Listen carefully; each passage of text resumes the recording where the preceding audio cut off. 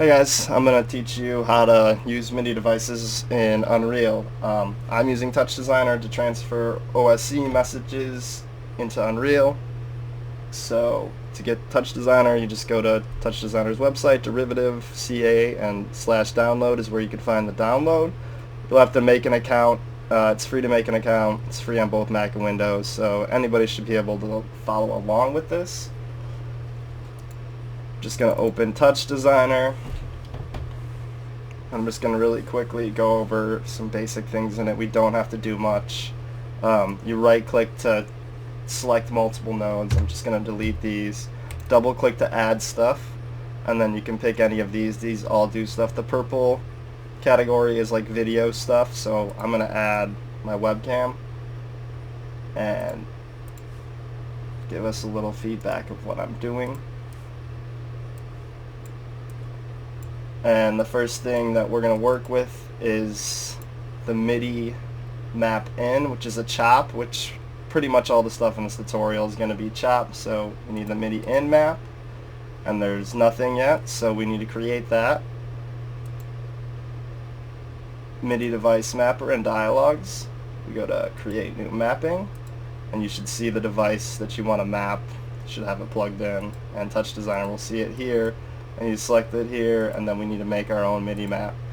So when I move this slider here, you see that I have some input. So I'm going to move over to devices and add a device, and I can use this input here to assign sliders in this tab here. So the important number is the middle number. B0 doesn't matter if this is a question mark, and these is just a variable, so the only number that matters is the one in the middle. So 13, the second one is 17, third one 1B, so they do have letters in them too, so watch out for that. And the fourth one is 1F. I'm just going to do 4 sliders and 4 faders just to keep the video short. 12, 16,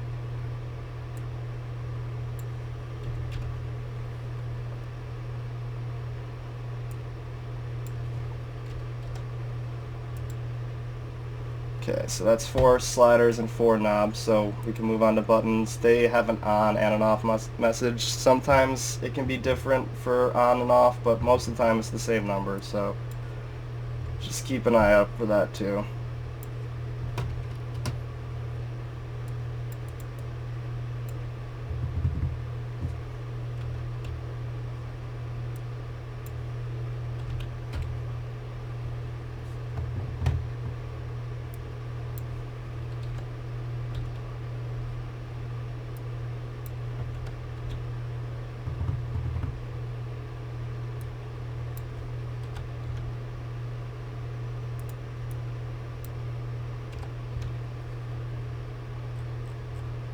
Okay, so that's 4 of each. I'm going to give this as a name that means something. And then we go back to device mappings, and we have to add the one we just made here, and then it should have everything that I just assigned in there and working. So we can get rid of the dialogue and see that we have our controller input here. Now, what a lot of people would probably do in TouchDesigner is string off here and rename and have a bunch of nodes do stuff, but to keep it simple, I'm just going to double click to create a new node and click constant, and I'm just going to add a bunch of these and then just rename these. So a constant is just basically like a bank of values in TouchDesigner that you can give custom names to. And so I'm just going to name this slider 1, slider 2, slider 3,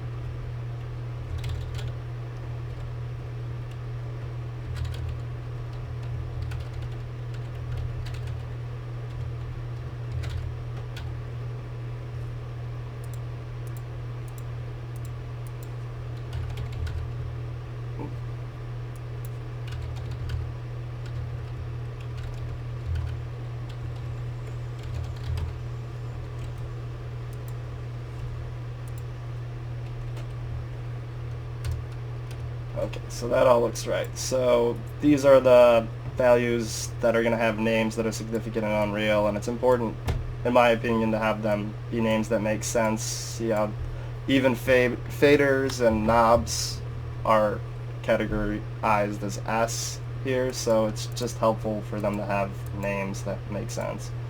So what you can do in Touch, this is what I do a lot, is just make chop viewers active with this plus sign, and once it's active you get this arrow, and if you click on it, it allows you to drag the value from any of these to a value in anything else, which is a really cool thing in TouchDesigner. So I'm just going to drop it here and select chop reference, and now slider 1 in my constant is being driven by S1 from the MIDI device map, and I'm just going to follow that for everything that I want to do.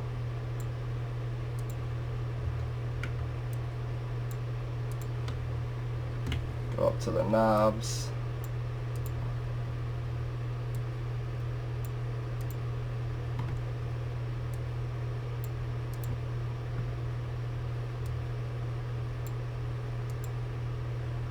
And the buttons. So I didn't finish doing the entire mapping, so you're seeing two, but it's not going to cause us any issues.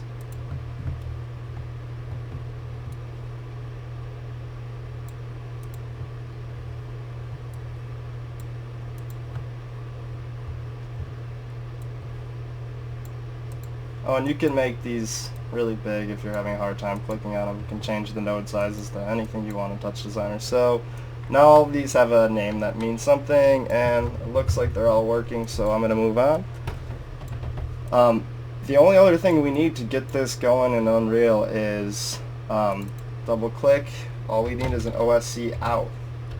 So plug that in here by dragging this to this. And now this OSC out is populated by this constant.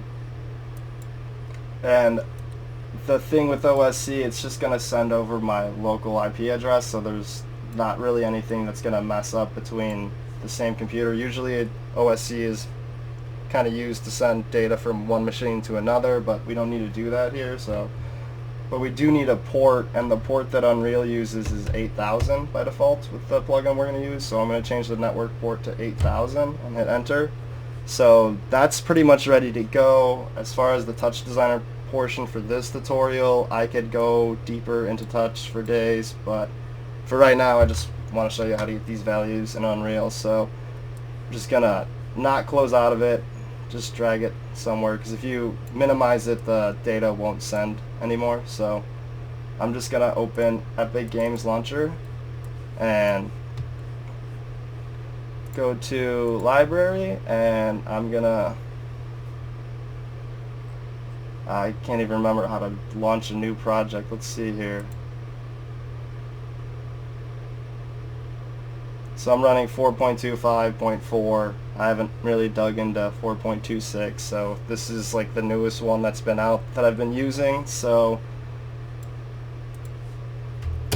it's pretty up to date. It's not the newest. Okay, cool. So we can start or create a new project here. I'm gonna choose game. Next. I'll just do third person.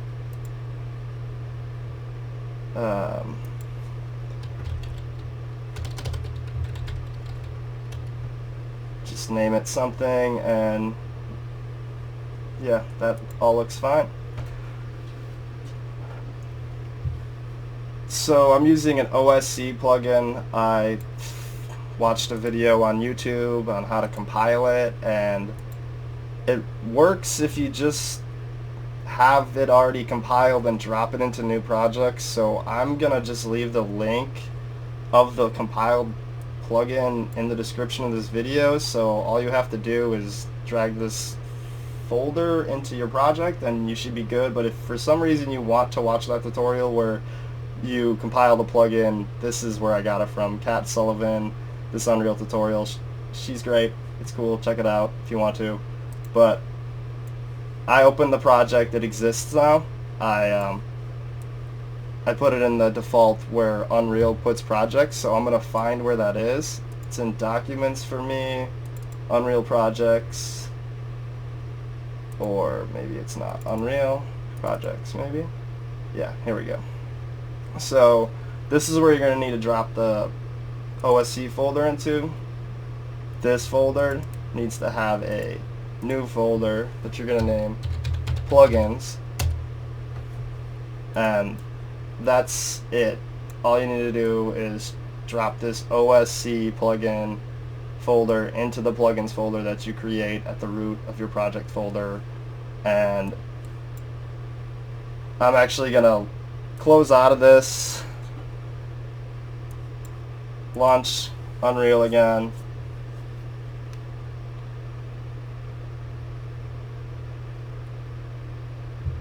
and open it again.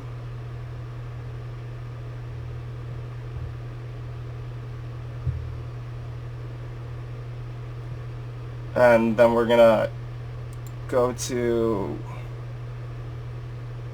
hold on.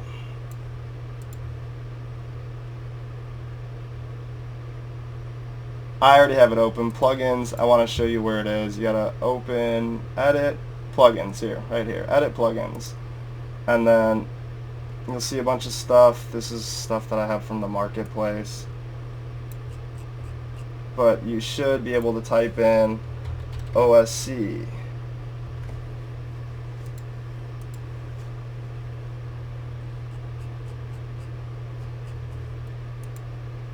And yeah, I just had to scroll all the way down. For some reason the search wasn't finding it, but scroll all the way down in the project. It should have OSC. By default it's enabled, and with that you're pretty much ready to run MIDI controllers in Unreal with just a little bit of scripting and some blueprints. So I'm going to create that blueprint now. Blueprint class. So in Unreal you just right click down here in the content browser to create stuff, and I'm going to name it MIDI mix, but BP for blueprint first. So now we have a blueprint that's ready to have some code in it. When you click on it and open it for the first time, it takes you to the viewport, which we don't really need to use in this at all. So I'm just going to click over to Event Graph, and the first thing that we need is a component that comes with the plugin, and that is the OSC receiver component. Add that by adding component and just typing OSC receiver like you just saw me do, and just tick compile for fun because you have to do that a lot. Get used to it. Drag it into the scene, and then you should be able to, from this, pull off of it. And then a lot of Unreal doing blueprints is just pulling off of a node and typing what you want next. So next I want to bind event to on OSC received. Okay, and then we have that.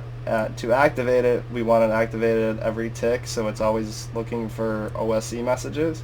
So we'll just pull the event tick off, and now this is active. Hit compile. So now this needs an event. Create a custom event from it. So we just pull off from this red and do a custom event.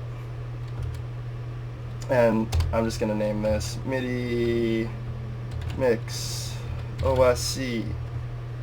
And now we have this, which contains pretty much all of the OSC / MIDI messages coming in from TouchDesigner. But to get everything separated and usable, there's a little bit more work we have to do. So pull off of here, and we're going to sequence, so we can use this event pin on multiple things in this blueprint. So sequence it, and then we need to use this address, but we need to use it on something that's not an address. So I'm just going to add that first, what we need, which is a switch on string. And see, this is what we need this address to be, is a selection, a string. The selection needs to be a string rather. So The quick way of doing that, and this is a cool thing that Unreal does, if it can convert it, it will. So if I drag this address to this selection that's a string, it'll convert it to a string for me. So from there we just connect this, and now we can create the string names that our floats are assigned to, or our constant, our MIDI messages are from TouchDesigner. So OSC always sends its messages with this slash in front of it, so every string in your switch on string should have that slash. And I'm just going to type slider 1 slash slider 2 slash slider 3 and slash slider 4. And now this is ready to assign and have an execute pin every time these sliders are moved, so our floats will change with our controller. So now we need floats to assign these execute pins to, and the way we do that is coming over here to variables and creating our own, and it'll come in as a bool. So up here you're going to have to change it to float. I'll show you how to do that in a second. I'm just going to name it slider 1. And you can actually name these anything at this point, but I'm just going to keep the naming convention the same. Now I'm going to set slider 1, and the data, this data needs to be converted into floats. So we're just going to pull off of here and do a pop float. And now we have the float that is going to be assigned to this variable, which is a float. So when you add this variable, first it's going to be a bool.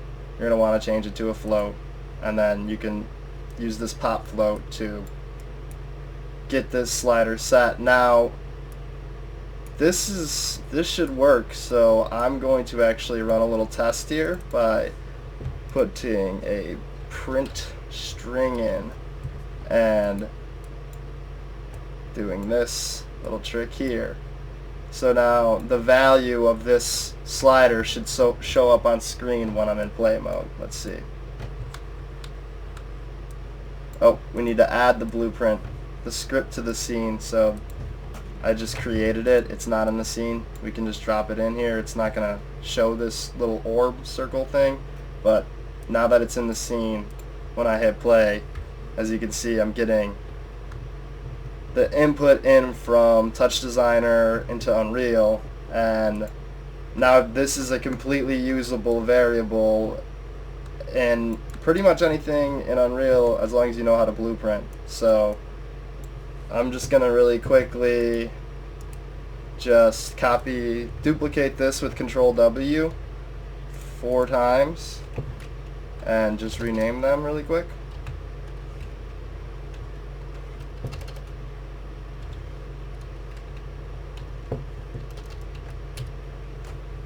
And drag them into the scene, do set, pull the execute pin, and the same pop float. And what you could do, what's really useful here is, because we're going to be using this pop float for the buttons and the knobs as well as these sliders, you can double click on the middle of it and it creates these reroute nodes, which makes it really nice to just organize your stuff. So that's a cool little trick. Do the same thing for slider 3, set.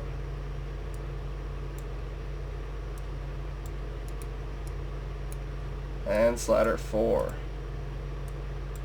So now all of these should be working from TouchDesigner to Unreal, and the reason why I use the sequence is so I can kind of separate everything with these switch on strings, because I didn't really like having a whole controller be on one switch on string. Like, this whole MIDI mix looked ridiculous, so I use this sequence, and I'm just going to copy and paste this switch on string and drag this selection from here, and then use the then one from this sequence. The sequence just fires all of these off at the same time anyway, so it's not like these have any delay behind each other in any noticeable way. So here we can do knob 1,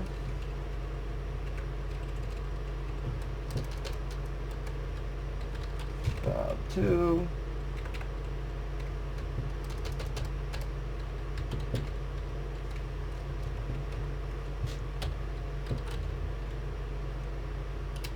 okay, and the same concept, these are just floats.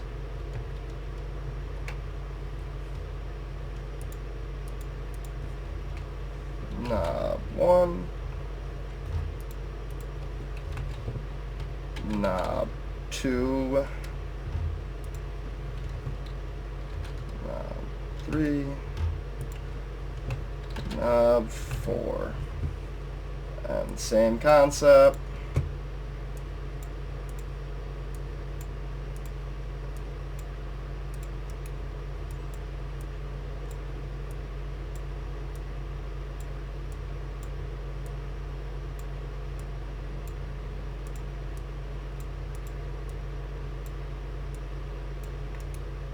And then I'm going to create another one of these. Or, actually, no. Pull one off from here. Make another one here.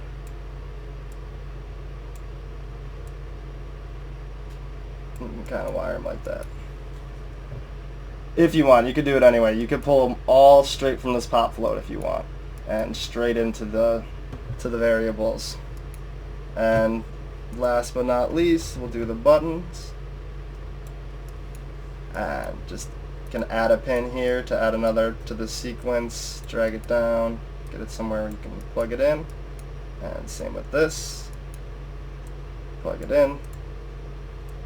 Just do /button 1.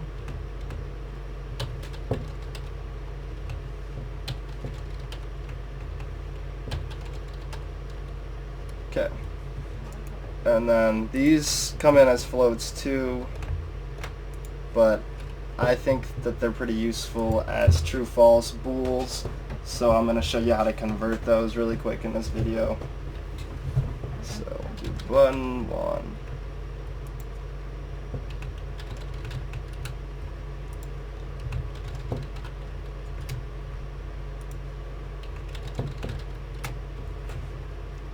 Same thing.